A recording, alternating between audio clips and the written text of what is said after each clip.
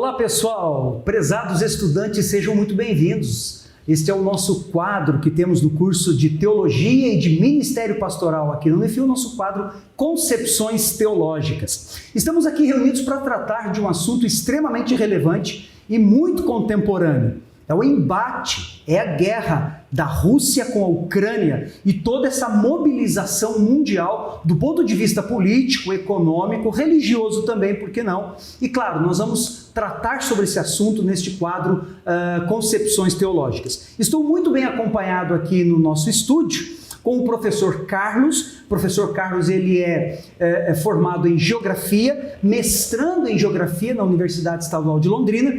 Está conosco aqui o professor Carlos e também a professora Denise, professora de História do Colegiado de Teologia, do Colegiado de Ministério Pastoral e também ela é professora de outros cursos aqui da nossa Unifil. Eu sou o coordenador geral de Teologia, professor Emerson Mildenberg, estou dando as boas-vindas para você.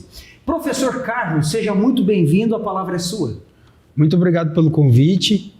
Vamos aqui tratar desse assunto de extrema relevância e poder contribuir aí com a discussão. Muito obrigado. Muito bom. Professora Denise. Olá, pessoal. Boa tarde a todos. Eu agradeço muito o convite. Eu acredito que esse tempo aqui vai ser um tempo extremamente importante. É um tempo também para a gente refletir um pouquinho do nosso papel nesse contexto de mundo, nessas questões geopolíticas e como que a gente também pode, vamos dizer assim, criar uma opinião com todo esse acontecimento de uma forma bem coesa, né, com a nossa realidade, com o nosso pensamento, com as nossas, vamos dizer, com as nossas ações como cidadão comum, né? Vai ser bem bacana. Que legal, perfeito, professor. Até porque nós estamos falando de teologia. Você é nosso acadêmico de teologia, você é acadêmico ou do bacharelado em teologia ou do curso Ministério Pastoral. O importante é que nós estamos procurando sempre contextualizar você naquilo que tem acontecido, né, no cenário nacional, internacional, aquilo que envolve as disciplinas do nosso currículo, história, geografia, estudos teológicos e afins. Eu quero passar a bola para o professor Carlos, para que ele possa falar para nós sobre esta guerra, Rússia-Ucrânia, certo? Do ponto de vista das Escrituras Sagradas, por exemplo, nós vemos um embate, nós vemos ali mesclado, misturado, inclusive geopolítica, por exemplo, da saída do povo do Egito, 38, 40 anos depois, rumo a Canaã, a terra prometida. Nós temos um rico material a ser estudado ali.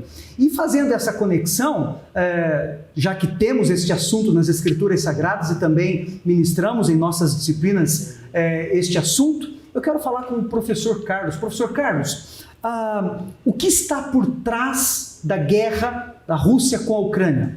Perfeito. Mais uma vez, bem-vindo. Muito obrigado. Então, esse conflito é um conflito de interesses, né? Entre esses interesses, a gente pode citar também os interesses econômicos. Essa região, a Ucrânia como um todo, ela possui muitas riquezas naturais, é uma das maiores produtoras de grãos da Europa, tem toda a questão do gás, a questão da Crimeia, né? Esse conflito agora mais recente mesmo, em 2014, a gente tem todo o conflito também da região da Crimeia, que é uma região bastante estratégica. Enfim, tem todo um conflito de interesses que está por trás disso, que vai ser desde questões geopolíticas, questões econômicas, questões culturais. Por exemplo, a questão cultural, a gente pode citar que o leste, né, da Ucrânia, ele tem um número significativo de pessoas de origem russa, né, mas não a Ucrânia como um todo, né, mais especificamente essas partes que são mais fronteiriças com a Rússia. E, aproveitando a oportunidade, já comentar para a gente fazer um gancho histórico com essa questão do período da Guerra Fria, né? O que foi esse período da Guerra Fria, né? Era uma disputa por áreas de influência, certo? Onde a gente tinha dois sistemas econômicos distintos, né? De um lado o sistema capitalista, de outro lado o sistema socialista. Esse período da Guerra Fria ele vai do final da Segunda Guerra, né, até o ano de 89, 91, que é quando tem o fim da União Soviética. Então você tinha ali essa disputa, né, por áreas de influência. O que é isso? Né? Você garantir, né, parceiros, né, influências em diversos países. E uma das áreas de maior influência da União Soviética é justamente esse leste europeu. Com o fim da União Soviética, esse leste europeu ele passa então a receber uma influência grande do Ocidente, certo? E é justamente isso, né? Esse é um dos maiores temores da Rússia, né? Por quê? Porque toda essa política ocidental, essas ideias ocidentais, elas passaram, né, a permear todas as discussões ali no leste europeu, enfim, eles foram conquistando áreas de influência ali, e a Rússia automaticamente foi perdendo áreas de influência. Então a Ucrânia, ela é quase que já o último país, né, que o Ocidente ainda não havia, né, despertado todo esse interesse pelas questões ocidentais. Então, isso é uma questão que acho que é bem bacana da gente estar discutindo aqui hoje. Né? Porque daí o que acontece? Hoje a Rússia, o que ela quer? Né? Ela quer tentar, de certa forma, voltar a conquistar essas áreas de influência, né, que ela teve em outros tempos. Né, e que agora ela tem perdido, né, então, mais recentemente. Então, é quase que um retorno a tentar novamente, né, buscar essas áreas de influência no leste europeu. Perfeito. Isso está por detrás. Professor, me permita, eu quero passar para a professora Denise as considerações dela, obviamente, uma professora de História, né, professor do nosso colegial de Teologia. Mas assim, deixa eu te falar, a gente ouve uma série de informações, a gente tem no universo online, as redes sociais, os telejornais, né? E uma das coisas que eu ouvi neste período, que eu creio que é de grande importância para os nossos estudantes de teologia, afinal de contas precisamos estar bem informados, por isso estamos fazendo deste assunto que é contemporâneo para você, prezado estudante. Assim, eu ouvi o seguinte, o Putin da mesma maneira, e agora é um viés mais político inclusive, né? Mas mesmo que não sejamos talvez especialistas nesta área, podemos debater, né? O Putin, eu ouvi dizer que o Putin ele deu assim um up na Rússia desde que assumiu. Alguns cientistas políticos, alguns comentaristas, eles estão dizendo que da mesma maneira que o Putin deu uma supravalorizada, né, na Rússia desde que assumiu, nessa mesma maneira ele está colocando, abre aspas, tudo a perder, fecha aspas. Isto é assim mesmo ou a gente está entrando aí talvez num ambiente de falatórios? Faz sentido no sentido de que hoje a gente vive numa economia globalizada e o fato de a gente viver nessa economia globalizada, a Rússia ela tem sofrido muito com as sanções econômicas, né? O que impede ela de comercializar diversos produtos com o mundo. E não somente a venda, mas também a compra, né, de produtos essenciais, muitas vezes à população. Então isso afeta diretamente a economia russa. Isso, por esse lado, dá para a gente dizer que sim. Né? Ele tinha feito toda uma questão dessa recuperação econômica, né, que foi baseada em grande parte na questão da riqueza do petróleo e do gás natural, que são os principais produtos aí da economia russa, né, e também a questão dos fertilizantes, que afeta inclusive o Brasil. O Brasil, exatamente. Né? E aí essa questão da economia globalizada, né? A gente vai aqui trocando ideia, a gente já vai percebendo, né, que diversos países são afetados, né,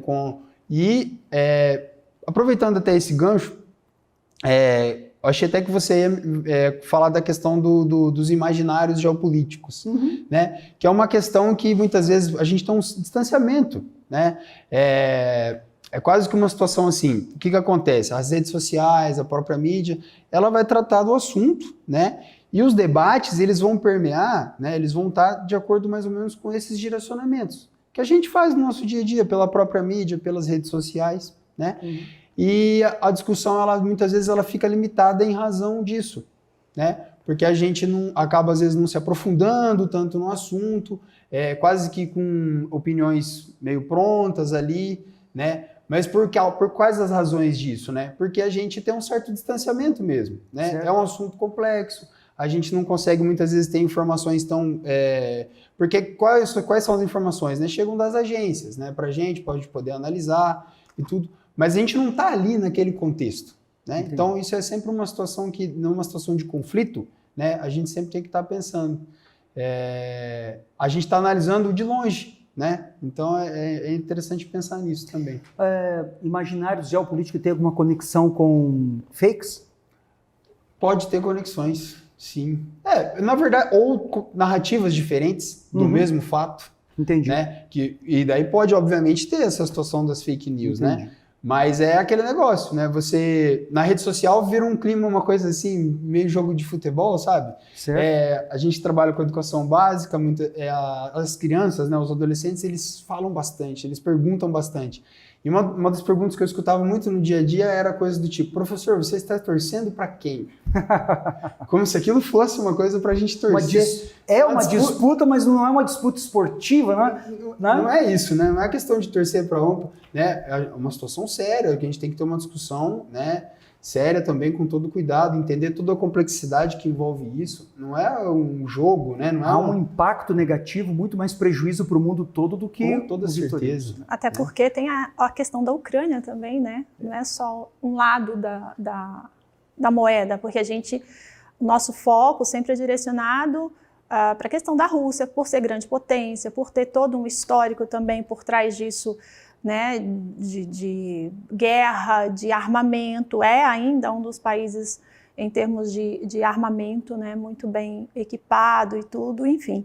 E tem o outro lado também, né, a questão da própria Ucrânia, né, com as suas, vamos dizer, com as suas questões políticas bem... O que eu acho que faz a gente entrar nesse debate de que lado ou quem a gente vai defender é a proporção também geográfica, né, do espaço geográfico, né, porque a gente está falando de um território muito grande, né, e a Ucrânia muito menor, como? Vai massacrar, né, e a gente tem visto na mídia o quanto que a resistência do povo ucraniano, isso tem também dado muito trabalho para as estratégias de guerra do próprio povo russo, né. Eu me lembro que era uma semana de guerra, de batalha, estava todo mundo assim estupefato. Ninguém imaginaria que a Ucrânia ia resistir tanto. Exatamente, exatamente. Então, eu acho que essas questões relacionadas a essa questão, né, que o professor falou muito bem, descreveu muito bem desse ambiente, desse cenário russo, ela tem uma repercussão histórica e que entra em cena um outro país que todos nós aqui, né, do Ocidente entendemos e vemos e sabemos da Ucrânia. Eu acho que o mais próximo da Ucrânia que a gente tem de consciência são as colônias ucranianas no sul do nosso país, como uma coisa de tradição, uma coisa bonita, né, alegre, festiva, e que de repente se vê numa situação, num contexto desse, mobilizando o planeta, né, mexendo com as questões econômicas. E como, coitado dos ucranianos, eles vão perder porque a Rússia... E aí a gente vê também esse outro lado, né, de resistência, de luta do povo ali também se colocando numa posição de enfrentamento, né, e que tem lastro dentro dessa cultura russa também, né. Então, para a gente olhar tudo isso, de onde nós estamos, é muito curioso também, porque eu vou usar uma expressão que se usa muito, o nosso lugar de fala, ele é um lugar de fala com a nossa, vamos dizer assim, com toda a nossa história também, com todo o nosso contexto geopolítico, com todo o nosso contexto político, econômico, histórico, né?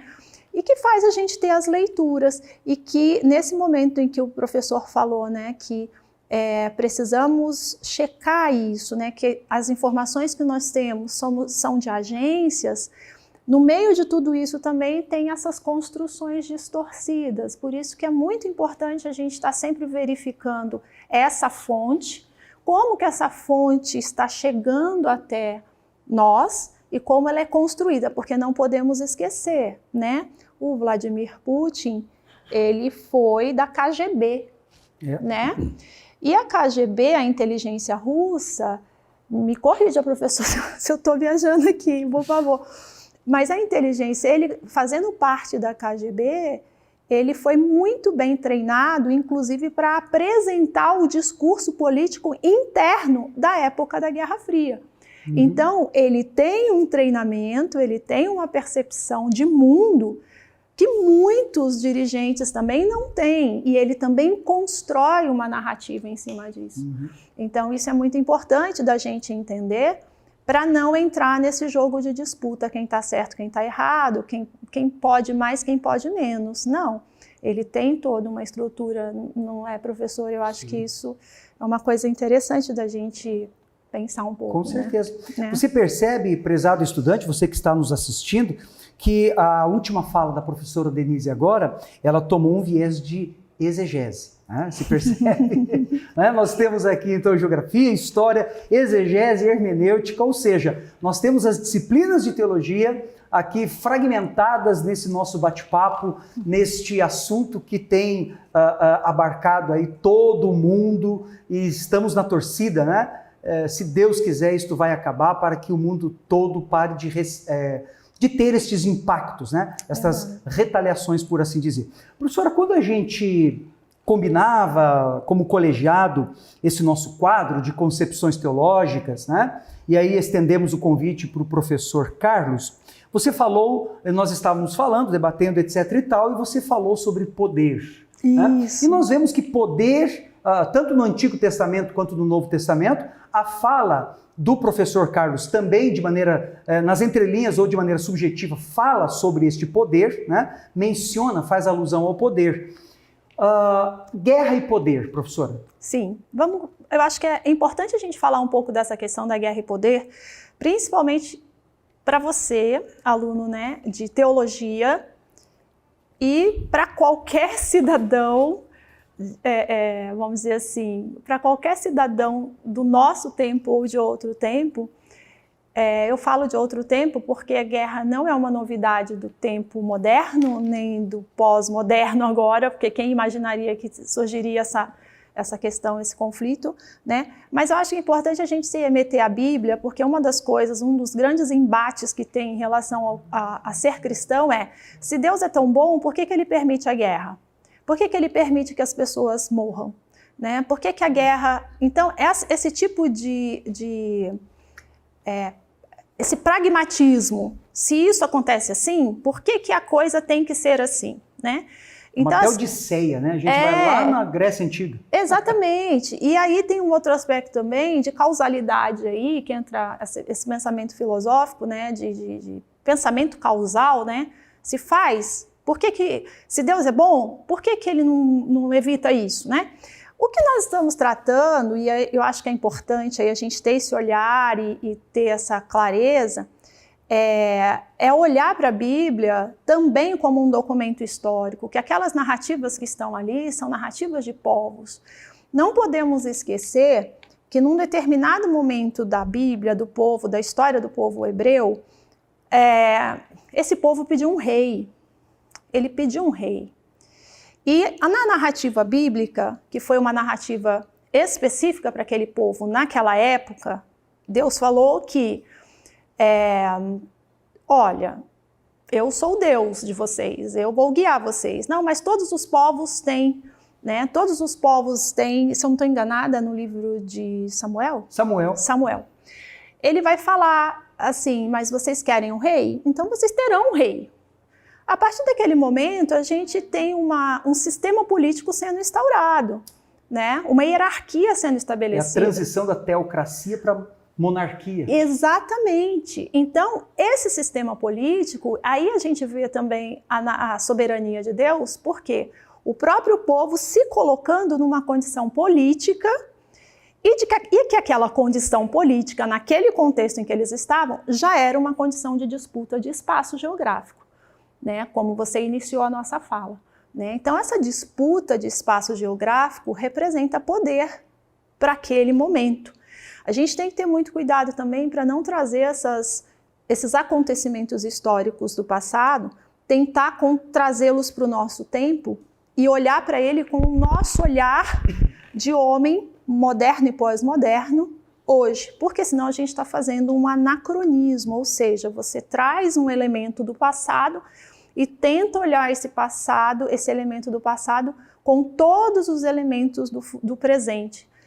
Isso é muito perigoso, porque a gente pode fazer juízo de valor. Com certeza nós vamos fazer juízo de valor sobre um acontecimento com pessoas que não estávamos lá, não éramos testemunhas de nada daquilo, e que aquelas pessoas foram lidar com aquilo daquela maneira, daquele jeito que elas estavam vivendo. Então, olhando para essa questão de poder, isso ficou muito, muito, vamos dizer assim, estabelecido e marcado principalmente com essas questões políticas, de formas de governo e, lógico, defesa de território, porque isso era uma grande representação de poder, né? Quanto mais território você consegue alcançar, mais poder você tem. Essa é a extensão de império. Daí vem a ideia de império também, né? De você ter um domínio territorial.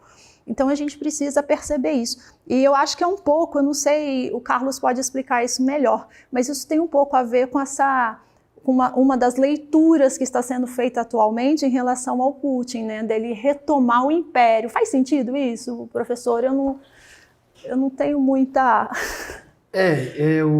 Faz sentido no sentido de que ele tem uma política, pelo menos interna, mas que começa a dar alguns indícios mais externos de um nacionalismo, né? De uma coisa de... Né? Ele é considerado um líder nacionalista, né? No sentido de que ele se voltou para a Rússia, né? Para os interesses, como ele, nas palavras dele, são os interesses da Rússia, né? Dos povos eslavos, né? Então, essa coisa toda, ele tem muito esse discurso, né? Na fala dele, né? E nas eleições, né, que ele foi eleito na Rússia, sempre com esse discurso, né? De ser essa coisa pró-Rússia, de recuperar esse negócio, né? Essa coisa de se afastar mesmo, não se afastar, tá inserido dentro desse mundo globalizado, né? Mas sempre defendendo os interesses da Rússia, né? Mais nesse aspecto. E isso está relacionado, né, com certeza, à questão das relações de poder, né, das disputas de território, porque essa disputa territorial, se no passado, né, ela se dava mais até... Agora a gente está vendo uma situação mais militar, mas hoje essa disputa ela se dá muitas vezes mais no campo econômico, né, de você mesmo ter esses parceiros comerciais, né, a Rússia mesmo agora, ela corre pelo tamanho já, né, da proporção, pelo tempo do conflito, da guerra, ela está passando por um isolamento político e econômico, né, em razão das atitudes, né. O resto do mundo, né, uma boa parte, pelo menos, né, se não comercializa, né, não se comunica. Então, isso é uma perda de influência territorial, né, nessa questão do poder. Né?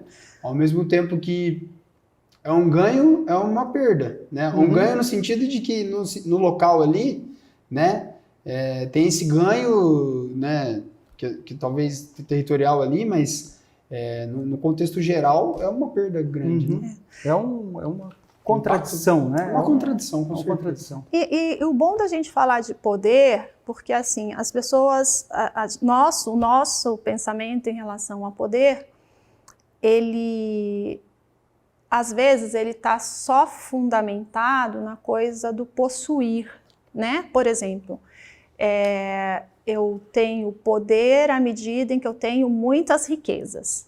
Ok, faz sentido.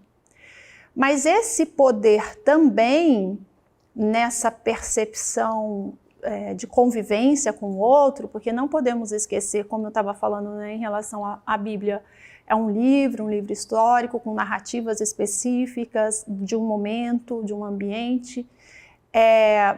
A legitimação, ele também se dá na forma como as pessoas interpretam aquele poder. Então, eu acho que esse é o ponto principal que a gente precisa refletir como indivíduos, como ser humano, independente do tempo, do espaço e do momento, né? Até que ponto aquele aspecto político que está sendo colocado ali, esse aspecto político, eu, como uma pessoa, assim, não vou dizer que eu sou espectadora disso, mas como cidadã, até que ponto eu também não fortaleço e alimento aquela questão política, né? Por quê? Porque esse poder ele vai legitimando nessas ações, nessa interação. Por isso que, trazendo isso para o nosso momento aqui de mundo ocidental, eu vejo assim, o quanto é importante a gente ter essa percepção como cristãos e como cristãos, mas a percepção de ser cidadão. Qual é a minha representação como cristão dentro da sociedade atual e cidadã? Né? Que tipo de discurso eu estou construindo para essa sociedade ou para as pessoas que estão no meu entorno acerca desse ambiente político? Porque as pessoas ainda entendem, a gente ainda entende e interpreta poder político num aspecto muito polarizado, certo, ou muito idealizado, né, não sei, não é essa palavra, mas com ideologias de X ou Y, sendo que o fato em si não é X ou Y, é o poder, porque o poder ele desaparece, né? Ele toma o lado que é conveniente. Então, por exemplo, teve um episódio do Vladimir Putin aí há algum tempo que ele encheu um lugar, um estádio com muitas pessoas, né? E que aquelas pessoas, e isso veiculou na mídia. Ok, olha, é o poder, ele tem essa influência, ele é importante, ele é poderoso, ele é forte. O povo russo, então, apoia, legitima a presença dele. Boa parte daquelas pessoas ali são funcionários do governo. Então, elas tinham... discurso midiático de imaginário geopolítico. Isso. Se encaixa Isso, exatamente. Então, ele construiu aquilo dentro do país, jogou aqui e... Então, se alguém compra essa narrativa... Perfeito. Comprou. Exatamente. E aí a gente... Aí você vai defender. Isso. Não só vai comprar, como você vai fazer a defesa, né? E falando desse poder, professor, que você se refere, eu vejo na sua fala, na sua explicação, muita antropologia. Muita antropologia, grossa antropologia. Né? Você percebe que, se a gente fizer uma... Vamos né, geograficamente falando, você trata de um povo europeu. Você tem um patriotismo muito mais acentuado.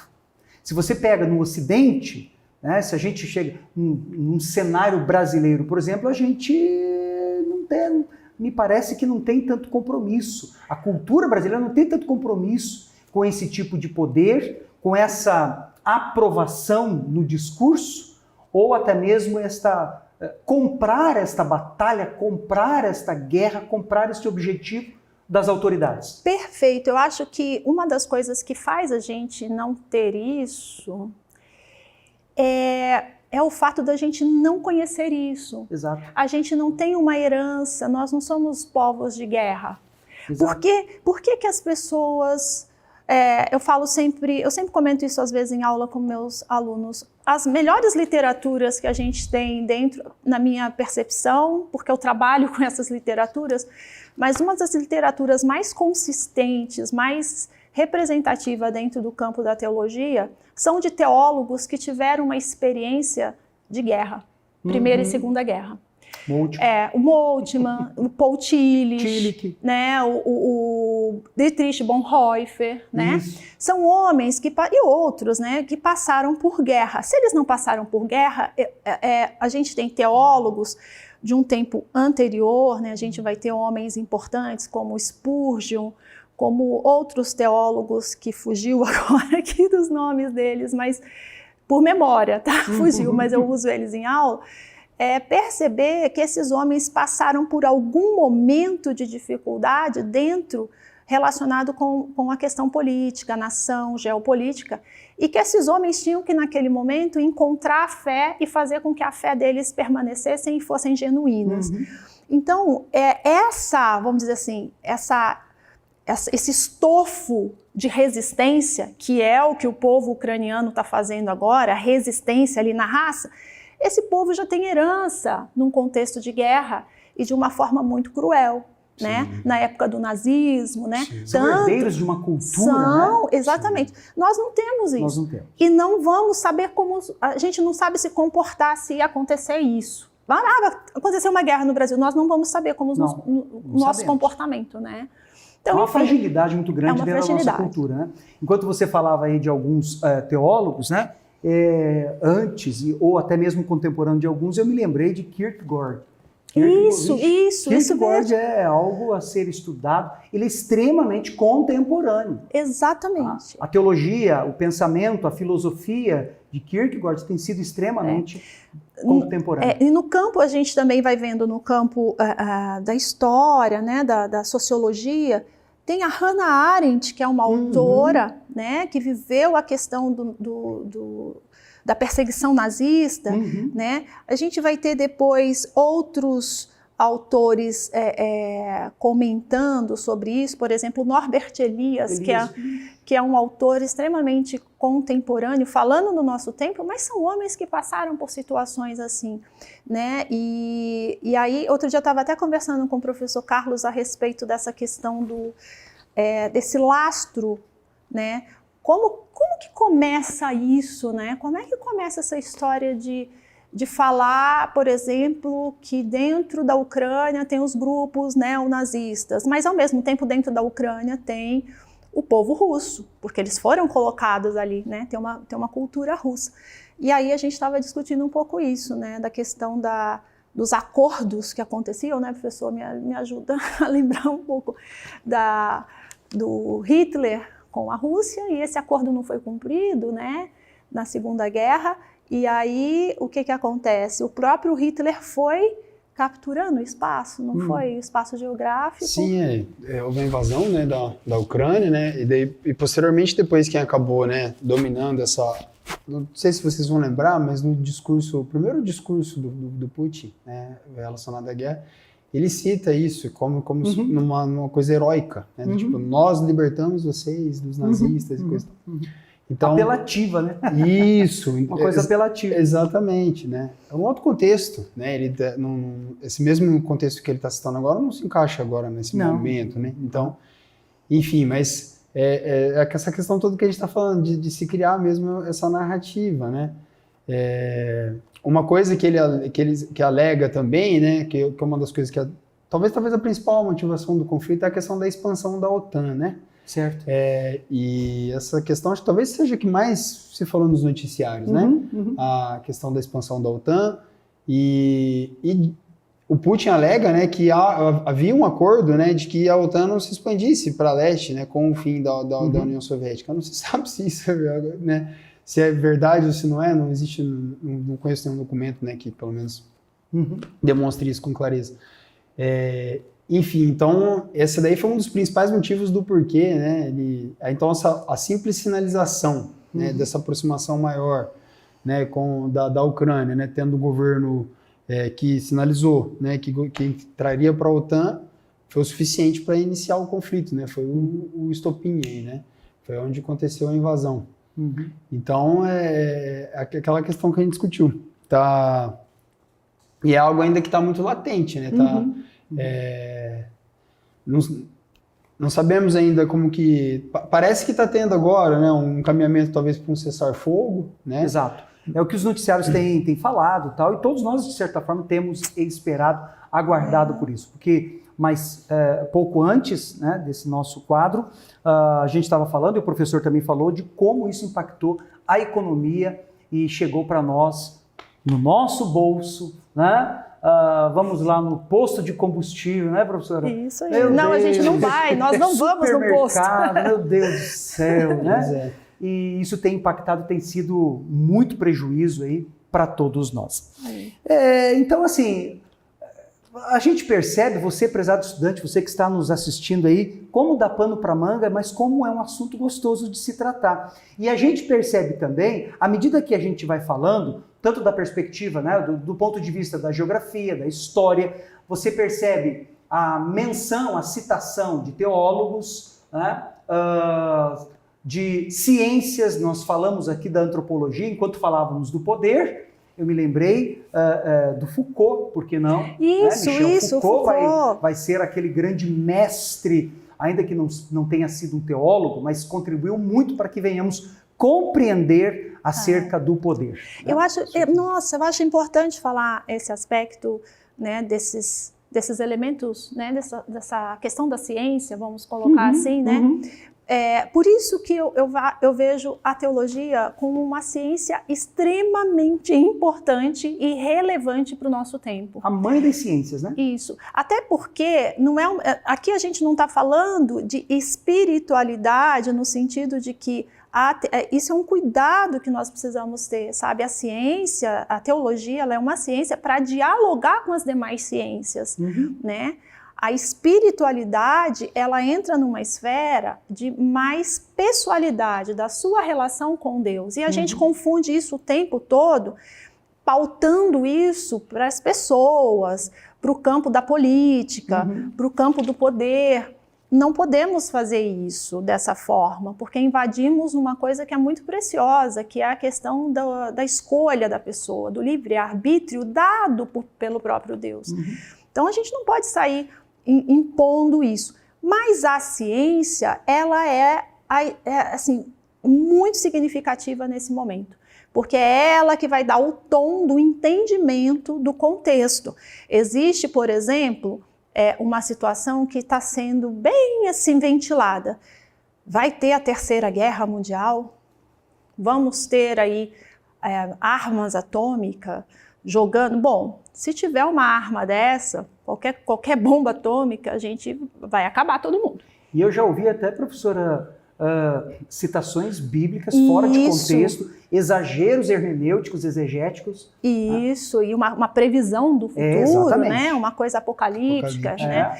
Não é um desdém, não, ninguém aqui está desdenhando, ninguém aqui está se desqualificando, nada disso, mas cabe a nós ter essa clareza, e o que vai trazer essa clareza, esse discernimento nesse ambiente de entendimento é realmente você se debruçando, lendo, estudando, e que essas coisas a gente tem que ter um temor, sim, de Deus. A gente sabe que Deus é soberano, Deus, ele é onipotente, onisciente, isso é um atributo dele, né? Onipresente são atributos de Deus, não é atributo de homens.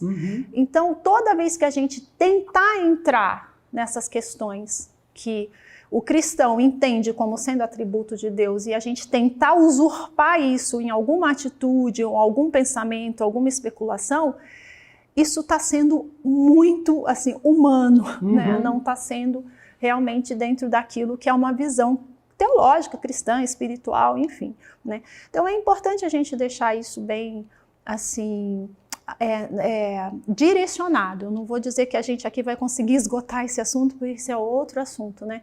Mas o entendimento de que nós aqui temos um papel, sim, de grande importância e relevância cidadã, consciente, cristãos com um papel cristão. Aliás, isso é um outro aspecto desse momento de guerra que eu acho que é muito significativo a gente pensar. As representações religiosas no mundo e as suas manifestações em relação à guerra. Eu vejo que, por exemplo, o Papa Francisco, ele está cumprindo o papel dele. Certo. Né? Político, religioso, cidadão, que é se colocar, eu estou aqui para mediar, eu estou aqui para conversar. Esse é o papel dele, né? Nós sabemos que o leste europeu ali, boa parte, a igreja ortodoxa, né, tem todo assim, a fé deles, a maioria ali, né? Alguns, né? Não de todos. Eu desconheço, eu não sou uma pessoa especialista nessa área de religiões, mas a igreja, talvez o patriarcado da igreja ortodoxa, o patriarca tenha já algum tipo de posicionamento. Essas notícias não chegam, né? Se chegam para um grupo muito seleto, isso não é ventilado. Então são essas percepções que eu acho que como cristão a gente precisa despertar, certo? Sabe, eu acho louvável esse momento aqui, professor, da gente poder estar trazendo o professor Carlos, eu poder conversar, né? Você poder trazer isso para os alunos, porque é um despertamento importante. A gente está num momento que precisa parar e refletir essas coisas. A teologia, ela é mãe das ciências, ela precisa trazer para o cenário acadêmico e, por que não, eclesiástico, estes debates, estes embates, este conhecimento, esta troca de ideias, sem nenhum exagero, né? Porque isto valoriza a fé, valoriza a instituição, valoriza Cristo, né? Com certeza. Por isso que nós procuramos trazer para você, prezados estudantes, na época de pandemia, fizemos os nossos quadros de concepção teológica, falando sobre vacina, falamos sobre a violência contra a mulher, tudo isso, né, está no nosso canal do YouTube. Nós estamos sempre querendo entregar para você aquilo que tem de mais contemporâneo com os professores do nosso colegiado e temos também, tantas outras vezes, privilégio de receber professores convidados, e no caso de hoje, o professor Carlos. Professor Carlos, suas considerações finais, por gentileza, para os nossos estudantes. Certo. Estava refletindo aqui até na fala, né, essa questão toda, acho que a gente se colocar no lugar do outro, né, essa questão toda, se voltar para esse conflito, né, a fala da Denise, a fala do professor, né, refletir, porque assim, por mais que o conflito tenha um fim, né, tenha um cessar-fogo, tem muitas discussões, muitas coisas que a gente estava falando. Na primeira pergunta, né, o que está por detrás disso? Essas questões ainda não vão estar totalmente resolvidas. Vai tempo ainda, né? Vai. E isso vai impactar ainda por muito tempo a vida das pessoas, né? Com questão... se impacta na questão econômica, impacta na questão do emprego. O emprego, a gente sabe, o desemprego, ele gera tantos problemas. Então, a gente se voltar para essa questão mesmo, né? Refletir o quanto que uma guerra, quanto que um conflito, né, impacta na vida das pessoas, né? De forma direta e indireta, né? E que a gente aprenda, né? Parece que tantos conflitos que a gente já teve, né? A questão da guerra é uma questão que está no contexto do mundo, né? Sempre há conflitos e a gente deveria aprender mais com esses conflitos, né? Muitas vidas inocentes se perdem nesses conflitos. Uma coisa que eu gosto de falar sempre, né? Quando a gente está durante as aulas conversando sobre a guerra, essas coisas com os alunos, quem mais sofre é a população civil, né? Os militares, eles ainda têm, né, todo um aparato, alguma coisa, por mais que eles estejam diretamente no conflito, né, agora os civis, muitas vezes, eles são atingidos, né, você está na sua casa, e quando você vê a questão dos refugiados, né, milhares de pessoas têm que deixar seus lares, né, eu queria fazer essa reflexão final, né, de como que uma guerra impacta, né, em diversos aspectos, e a gente tem que estar sensibilizado para isso. Excelente, né? Professor, excelente. Professora Denise, suas considerações finais, por gentileza. Eu entendo assim, uma coisa que eu sempre tenho em mente, né? Paz só em Cristo, só em Jesus, né? E é muito ruim. Eu não creio num Deus que criou o homem, né? A sua imagem e semelhança, e que a gente esteja numa condição, que eu falo uma condição de miserável de homem, de guerra. Isso é uma condição horrível, sabe? De disputa, de poder, mas ela é real porque o próprio homem criou essa condição. E nesse mesmo ambiente, vamos dizer assim, os efeitos, né? A consequência, ela é fato, ela é clara. Infelizmente, essa situação não se restringe a um determinado grupo causador ou provocador disso. Todos nós pagamos o preço. Todos nós somos comprometidos, né? Então, essa consciência de que precisamos realmente nos ver e nos identificar, né, de uma maneira mais humanizada. Aquilo que Cristo fez de vir e se sentir, e se fazer, e estar na pele, no corpo de homem, né? Um Deus que reduz, né? Ele se reduz a um homem, um infinito e algo ali na pessoa de Cristo. Para mim, esse exemplo, esse caminho, essa percepção, e se eu posso me achegar e buscar nessa referência, né? Algo que eu possa fazer para o outro, eu acho que essa é a melhor resposta que a gente pode dar para qualquer guerra, para qualquer conflito. O acolhimento, o entendimento, a humanização, porque é como o professor Carlos falou, a população civil perde, todos nós perdemos. Inocentes, isso é sequelas para gerações, isso não é algo, né, só de um tempo. Então, o papel hoje, agora especificamente falando para o campo da igreja e da teologia, o papel da igreja, ele precisa ser refletido de tal maneira que isso se torne explícito para as pessoas, sabe, no mundo. Para que a gente não fique naquele pensamento, ai, graças a Deus não aconteceu aqui, ai, Deus, como Deus é bom. Não, não aconteceu aqui.